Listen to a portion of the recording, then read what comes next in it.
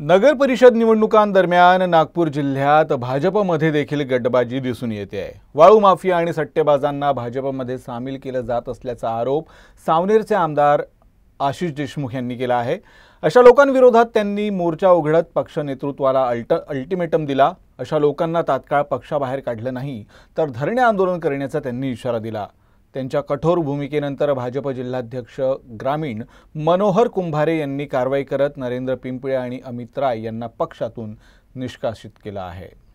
मोठ्या प्रमाणामध्ये त्यांच्या कारकिर्दीला नाकारण्यामध्ये त्यांनी जे तेव्हाचे साठे लोट जे त्यांचं होतं ते मग ते रेती माफियावाल्यांसोबत असेल, ते मग सट्ट्या पट्ट्यावाल्यांसोबत असेल, ते मग इथे वसुलीचं कारभार चालवण्याचं काम असेल, त्यांच्या विरोधामध्ये कौल मागच्या वर्षी या सावनेर विधानसभेच्या लोकांनी आणि विशेष करून सावनेर नगरीच्या सर्व लोकांनी दिलेलं आहे।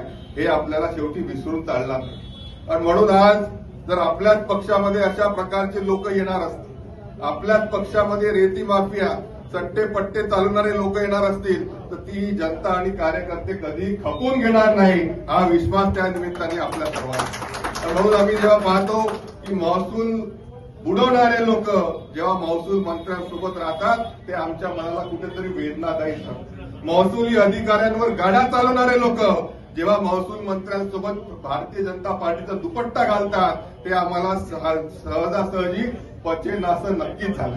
आणि म्हणून त्यांचा उमेदवार म्हणून आम्ही इथे निवडून आलो आहे या सर्व लोकांच्या विरोधामध्ये लांब बंद झाले असल्यामुळे। आणि म्हणून असे हे चुकीचे व्यक्ती, अवैध धंदे करणारे व्यक्ती, त्यांनी हजारो लाखो करोडो रुपयांचा शासनाचा महसूल बुडवला आहे, ज्यांनी सातत्याने गुन्हेगारी प्रवृत्तीला आपलवला आहे, ज्यांचं कित्येक क्रिमिनल त्यांच्यावर चार्जेस त्या निमित्ताने आहे, अशा लोकांना जर कोणी इथे प्रवेश घेत असेल तर ते आम्ही खपवून घेणार नाही।